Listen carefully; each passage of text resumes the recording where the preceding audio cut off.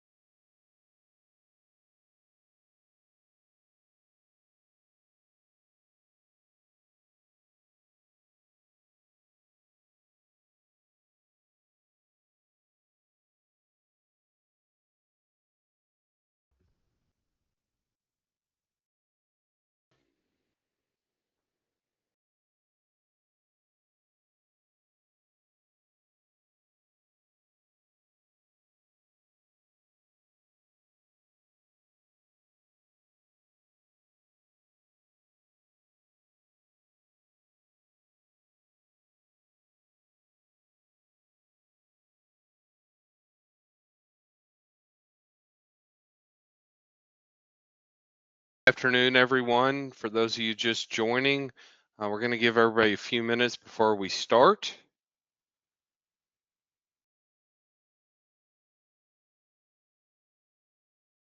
I'm seeing some funny names out there. R.I.P. Ray. Is that for Raymond? I hope not. Hope that's not a message. But we'll get started here shortly if you're just hopping on. Thanks, everyone, for your patience.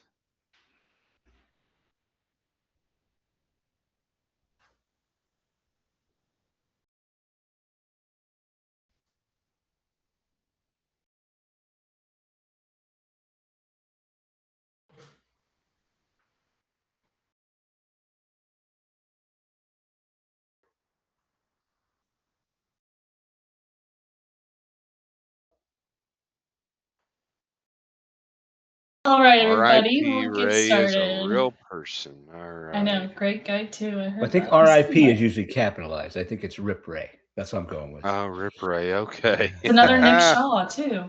There you go. Yeah. All right, everybody, welcome back to Voice for Pest Live. My name is Bryn Langford. With me, as always, is Michael Wheelock. And today we have a lovely special guest. I'm sure you all know him, Raymond Kidwell. If y'all have any questions at all, put them in the chat box and we'll answer them.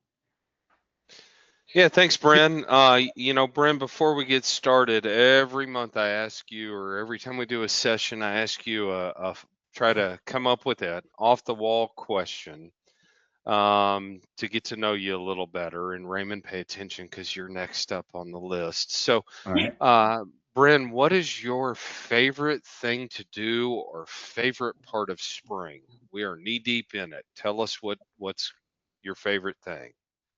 Weather right now is iffy with all the rain, but when it's really nice, I like taking my dog to the lake or just hanging out with people in general because the weather's nice. Yeah, I love that as well. How about you, Raymond? Well, my favorite part of spring here in North Florida is that I can get my pool fired up and get going and start swimming and having people come over and things like that. So I'm currently doing that right now in the middle of cleaning everything up and getting it ready because I have a pool party 3 days. So yeah, that's my favorite part of spring. If you're like me, you're having to clean out algae from it. Yeah, well, you know what? When everybody shows up, it'll be beautiful. That's all that matters. We don't have to talk about the Exactly. journey there. It's an ugly journey, but we'll get there. It's fine. Exactly. Yeah. Well, I always try to answer my own question, and being in North Texas, I'd say my favorite part of spring, and we're a little behind it here. It's more early in spring, but we get blue bonnets in this area. And for those that don't know, it's the state flower of Texas, but they're absolutely beautiful. I actually saw one of our customers post on social media. He had about 6 acres of just blue bonnets covering his pastures and love seeing that. Guys, if you have a favorite thing in spring, we'd love to get to know you as well. Please put it in the chat or the questions. We would love to highlight that because it is a great time of year. So Bren, let's go ahead and kick things off when we're talking about spam today. And why don't you tell us a little bit about what everyone can expect?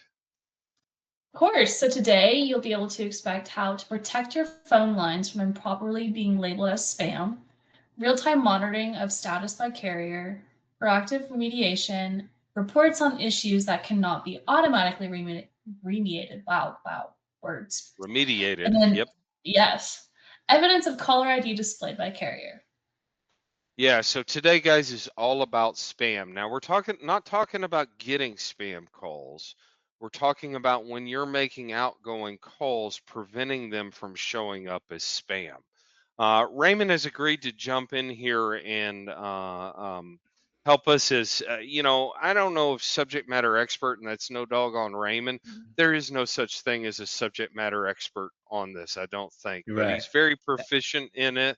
So Raymond, why don't you walk us through why people get labeled as spam? I will do that. But first, I'm going to tell you that I absolutely hate getting spam calls, and I get 5 to 7 a day. I just recently signed up to actually pay to have spam calls automatically blocked. So spam is kind of like, for those old enough, and they're still around, but telemarketers back in the day, people hated telemarketers. It's kind of the same thing. So what we're talking about today is why calls get labeled as spam or scam likely or spam likely. There's a few different ways. One is if somebody receives a phone call from a number and they say, and they can mark that or identify that call as spam, then that when they do that, that goes back into the carrier's data, and they have an algorithm that a bunch of them that do a lot of really complicated things to determine when a number is a spam number. So if enough individual people do that to your phone number, if you're calling your customers and you're calling them in a way that makes them feel like it's a spam call, then that's one way you can get labeled as spam. The other way, as most common way, is the way that calls are placed. And a lot of companies, pest control, lawn care companies, they call their customers. They'll call them a bunch of times, like termite renewals, or maybe it's a special they're having, or maybe it's collections. And so there's a lot of different call patterns that can cause problems. One is if you're calling them and not leaving a voicemail. So if you're calling your customer and you get their voicemail and you hang up, if you do that enough times, and it doesn't take many, then that algorithm, that's another tough word, mediator. Anyway, it'll classify your number as spam. Also, not leaving a message, calling consistently over and over and over at the same time or from the same number. And so there's things that companies do that really cause themselves to be labeled as spam. And the one thing, Michael, I do want to throw out there is we get a lot of customers come to us and say, what are you going to do about it? How are you going to fix it? Well, unfortunately, your phone provider, whether it's us or anybody else, we have no impact on the calls getting labeled as spam. We're going to talk about a service we can now offer that will help. But the way it works is we send out, I think we're going to get there, right? We send out call data that we're required to send that identifies that this is your number, and this number is who it says, this number belongs to who they say it belongs to, basically. But once it leaves us, we have no control over it. So that's really what it is. Call patterns, people marking it. And then the last thing on there says your number was spoofed. And just to be clear, spoofed means somebody is using your number to make phone calls that are not coming from you, right? So there's two different things, but they're both kind of the nuisance call reputation world. And so we also have a platform that can keep your numbers from getting spoofed. But if your number gets spoofed, and it's marked as spoofed, then that makes it a higher likelihood it's going to get marked as spam by one of the wireless carriers. So I hope that answered the question, Michael. Yeah, so Raymond, in real world, like high call volume, I saw a customer recently talk about they do a power hour. Do you Right. think that can potentially, because each of these carriers treat this differently, and they don't publish rules on here's what is going to get you labeled as spam. They don't tell us what it is. But do you think an activity like a power hour could lead to that? Oh, absolutely. Because one of the things that leads to it also is the use of an auto dialer. And what an auto dialer does is place a tremendous number of calls in a very short period of time. And what Yeah. auto dialers also do is if it connects with a answer machine or voicemail, it'll start calling somebody else. So if you've got people in there and I got 5 people and they're just going to call 50 people for an hour, that's definitely something that could lead to that. And it's unfortunate that really kind of legitimate businesses doing things to try to either sell more services to their customers or renew their customers or stuff like that are caught in this trap. But that is the type of behavior that could definitely, well, potentially lead to being marked as spam, but it definitely could be. Yeah, I saw another example, and these are all real life examples that I see of a customer last week that called a telephone number 7 times Yeah. in 1 minute, and they never left a voicemail, Right. right? And that can be a double-edged sword because sometimes people can put filters on their phone that say, "Hey, don't let that call ring through if I don't know the phone number," unless they call multiple times. Now, if you absolutely have to do that, calling maybe 2 or 3 times might get you through. Definitely never call 7 times in a Right. row. Right. That's an Right. extreme. And call The different the times. Yeah. Sorry to interrupt you. Go ahead. Yeah, no, the other thing is leave a voicemail. If Yeah. you give voicemail and you don't leave a voicemail, some of these algorithms detect that as a short call, and it can definitely flag you as spam in that scenario. Absolutely. Um, so we've talked about some attributions or things that companies can do that cause them to get labeled as spam. On their own, as a company, you own your behavior and how you do it. And if you're going to do these things, there's a high likelihood you're going to get labeled as spam. There's really no way, as Raymond said, for us to prevent it. But what are some best practices that companies can do on their own? Well, the first thing there, the stir shaken, that is, and just to kind of give a very quick description of that, and those are acronyms, but I don't know what they stand for. But basically, what stir shaken is stir is data on the call going out, and then shaken is the receiver taking it in. So a few years ago, to help combat spam, which hasn't quite worked out as everybody had hoped, the government put in some requirements of phone providers that on both sides that we had to send out identification information that showed that this number belongs to this company or whatever. And then the receiver had to, it had to be in a certain format. So the receiver, the carrier, the wireless carrier, whoever's receiving the call, because, oh yeah, that's legit. Okay. And that is what stir shaken is. And we certainly do that. I mean, we follow the law. We send that out with every call. So we are sending out the required information for stir shaken. The big problem is it didn't have the effect the government hoped it had. It didn't stop the spam calls, which was kind of the idea, or it didn't really help the spoof calls either. So, but it is something that we do, that we go out there. As far as what individual companies can do, I mean, I'm hoping that everybody on here is our customer. Just make sure you use a provider that follows stir shaken. It's really important. And then there are registries you can go in. All of this spam we're talking about is because of 3 wireless carriers: AT&T, T-Mobile, and Verizon. They're the ones that are causing this to exist. And there's a legitimate reason they do label callers as spam. Like I said, I get 5 or 6 a day, but that's where it all comes from. So you can actually register with each of the carriers. They each have a registry where you can go in and say, hey, this is my number, I'm legit, and that can help. There are number reputation management services, which that may be one reason why we're here to get talking about, Michael, I think, that can help cover that stuff. Also, that's another thing. If you're going to just get a list of customers that canceled a year ago and call 1,000 people or whatever, that's the type of behavior that people will say, oh, I don't want them calling me. So make sure that when you're calling, if you're calling your customers, you're doing it in a way that when they won't consider it to be a nuisance call. Okay, because that's another way it happens. Use consistent, reasonable call patterns. We talked about that. Omni-channel outreach.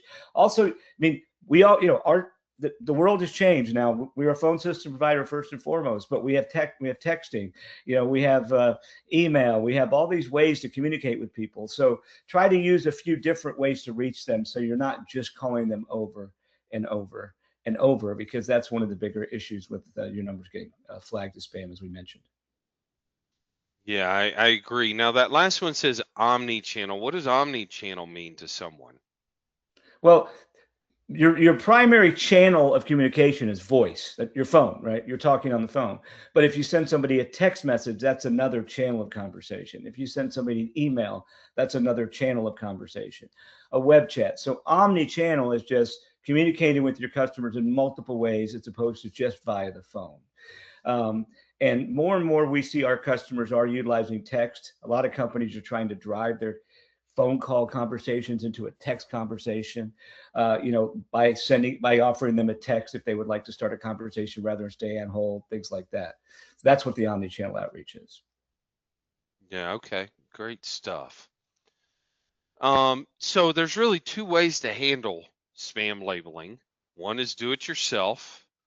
And we kind of went through registering your phone number, and we can show you some websites at the end of the call where you can do it yourself. You're really going to have to monitor it yourself. It's almost like you have to go buy an AT&T phone, Well, a yeah. T-Mobile phone, a Verizon phone, and call yourself periodically. But what are number reputation management tools, Raymond, and what value do they bring? Well, before I answer that, I want to comment on what you just said because it's very important, right? One of the problems with your company's numbers being labeled as spam is you don't know it until somebody Hmm. tells you, right? And like to Michael's point, unless you have a cell phone for each carrier that you have an employee like call every day just to check, or you call you whatever. So it's very difficult to manage spam on your own because or being managed, being labeled as spam and all that, because you just don't know if and when it happens a lot of times. And by the time you find out, sometimes the damage is done and it takes a lot more effort to clean it up. So what number reputation management tools do is they work within the framework of the carriers, and one of the things they do, like it says here, is if your number is labeled or flagged as spam, they will automatically go in. You don't have to do anything and remediate it. In other words, fix it, right? Get that spam label off of there, right? And there's things you can do, like we talked about. You can go to websites and things, but these providers do it automatically. Just go in and as soon and it's getting flagged. If it gets flagged, it's flagged on the system, and they go and immediately take steps to fix it. So you don't have that lag time before you actually find out. It's being addressed as soon as it gets labeled that way. And then also it works with they work with your company to make sure that they're doing the things the right way and make sure they know what's going on and keep them aware of it. It's not necessarily you pay them a chunk of money every month and you never have to do anything, right? There's a bit of a partnership, but they're ahead of the game for you and they're doing things immediately, and they can help you and lead you and get you where you need to be as far as getting your numbers cleared up. Awesome. That is good stuff. So, who is doing the labeling of these spam calls? So, Raymond, here we see that each carrier has their own analytics engine. So AT&T feeds off of Hiya, T-Mobile feeds off of a company First Orion, and Verizon feeds off of a company called TNS. So these are independent companies that feed data back into these carriers and basically give your call a score when you're calling into those carriers. And based off of that scoring, then the carrier chooses what label to put on it. But there's this advent of these third-party apps. I know that I have Hiya on my phone independently. I've heard of people having like Avast, the antivirus company is now doing their own database and things. There's a ton of them out there. So there's a ton of ways that you can get labeled as spam. It could be as simple as someone you calling an iPhone and them saying it's a spam caller through the native phone application, or it could be a third party that they're tagging you in that feeds back into these, right? So it's important for you guys to know who's doing it and causing the labeling so you know how to handle it. But as Raymond said, we have no control over this labeling, right? But maybe we can help you proactively identify the labeling, and so we have a new service out Raymond, I hear we're calling it. This is so new, we don't even really have a Yeah, we name don't have a for it, name right? for it yet, other than, well, it's going to help our customers a whole lot, but that's probably not the catchiest name. Yeah, so we are Yeah, in yeah, beta testing of this service, yeah. and we are looking for beta customers for it. But why don't you walk us through that, Raymond? Well, essentially, and I just want to touch base. I know every time you ask me to say something, I go, well, let me comment on what you said, because what you're saying is really important. The other thing to remember about those three things is you can get labeled differently depending on the carrier. You can be not spam on AT&T, for example, and Verizon label your number as spam. So that's another thing to be aware of. It's not just one for all. I mean, they each have their own algorithms and do different things. But basically, what the unknown service that we're going to offer, it does is real We'll time call it monitoring reputation management for now. for now. What reputation management does is it, and I'm again, it's right in front of us, but it tracks the number reputation across carriers. So it is monitoring whether your outbound calls to your customers, prospects, whatever, get labeled as spam. Because again, there's really no way, 100% way to prevent that. I mean, there's things you can do to. Our new word of the day is remediate it, right? But you can't prevent it. And even this that reputation management can't absolutely guarantee your numbers will never get flagged as spam, and can't guarantee that they can 100% remediate every single time it happens. But they can do a lot more than we've had available to us to help with that problem before. It sees the status, clean flag warning, and then it monitors and it does those things in the background, going to the carriers and doing things like that to let them know that, hey, this is a legit number, and then let you guys know what's going on, and hey, this was flagged, and this is what the steps are being taken. Okay, it looks like we fixed it.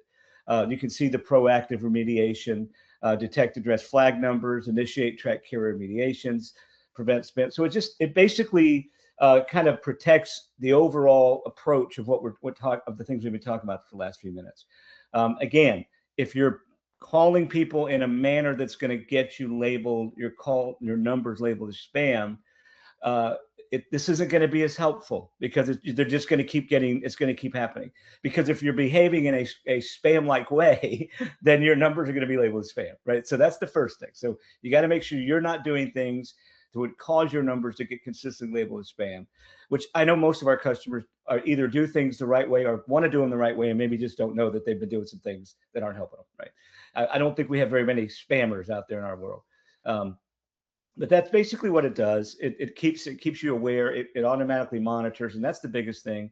And it's really one of the newer ways to do this, because it hasn't been that easy in the past.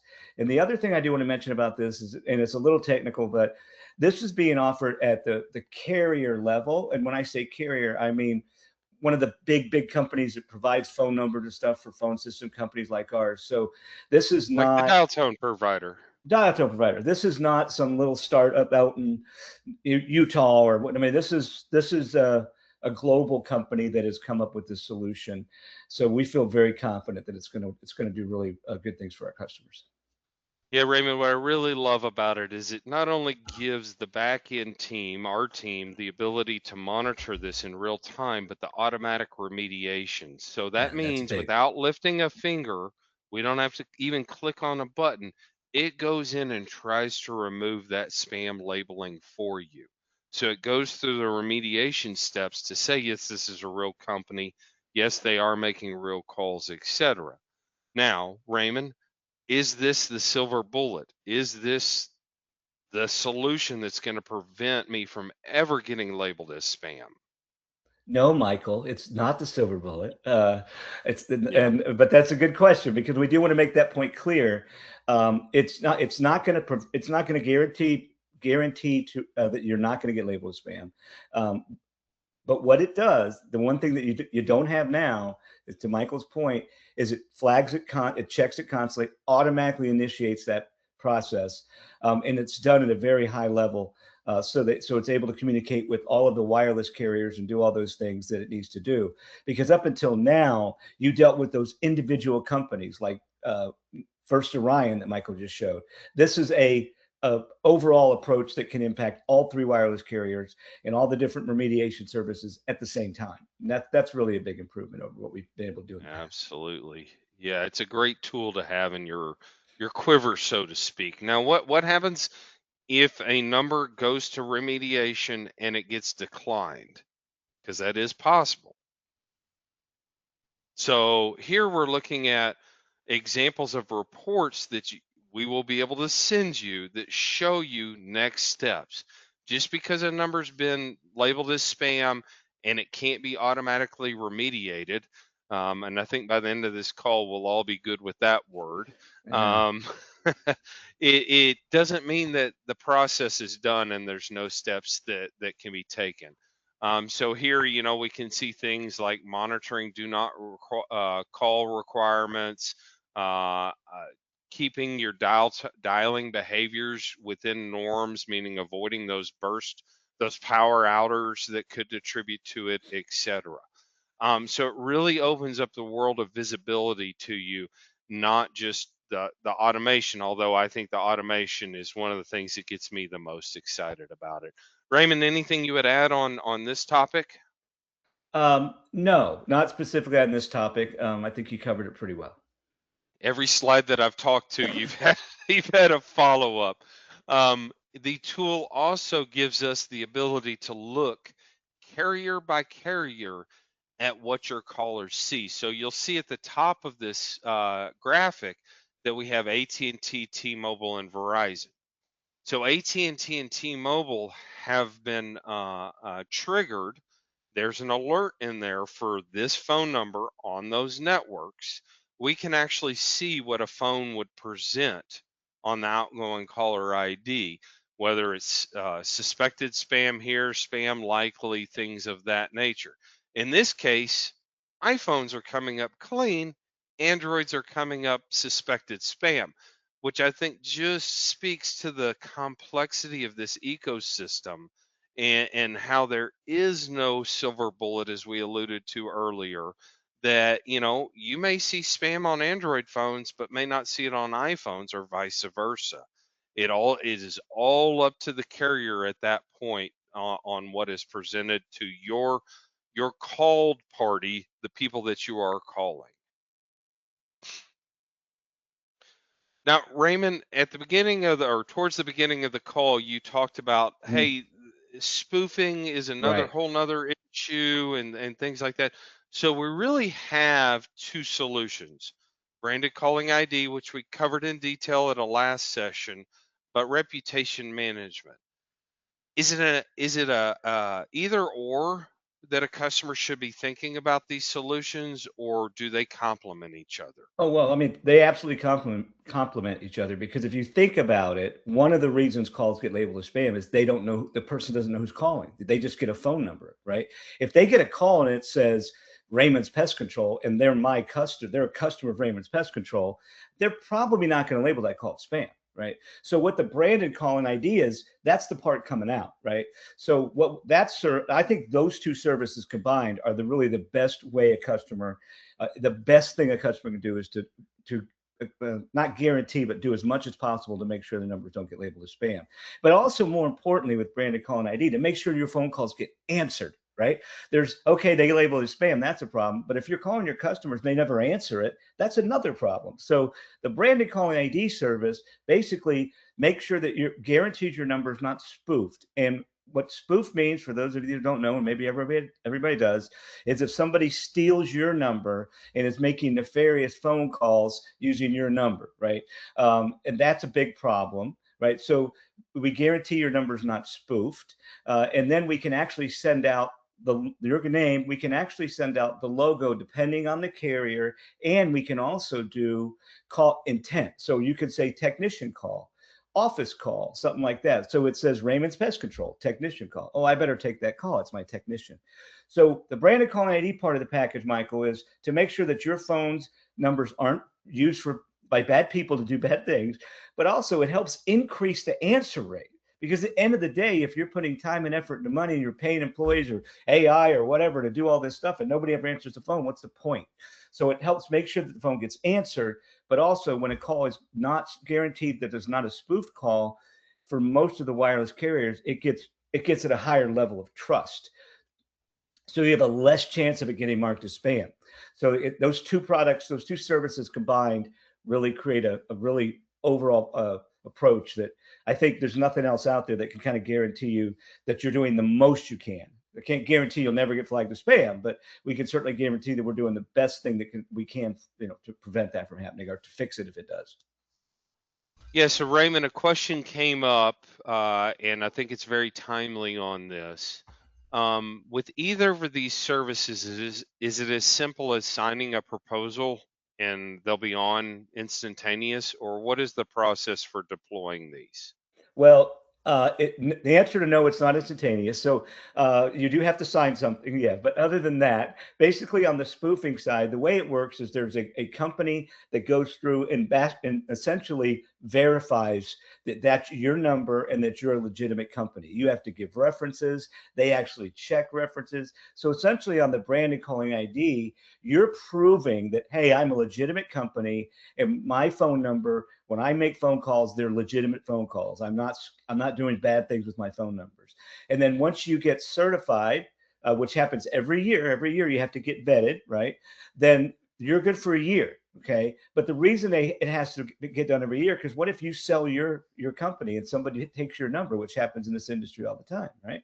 And then so some big company buys your number and all of a sudden starts doing bad things with it. So every year you get vetted, verified, and spoofed. That takes anywhere from 2 to 3 weeks, sometimes a little sooner, sometimes a little later. And then on the branded calling ID, we have to register, go through and register numbers and everything else. So they're both about 2 to 3 weeks from the time you sign up to the time it's rocking and rolling. Could be a little bit less, could be a little longer, depending on just things. A lot of it though depends on how responsive the customer is to the vetting company, because the vetting company will reach out and say, I need all this information from you. And if they don't get it, then they can't start the process of vetting and registering everything. Yeah, absolutely. And so I love the fact that it is, in a way, protecting our clients that deploy this service, because not just anybody can deploy it. You can't say Right. who you're not, and that's Right. the whole goal of all of this.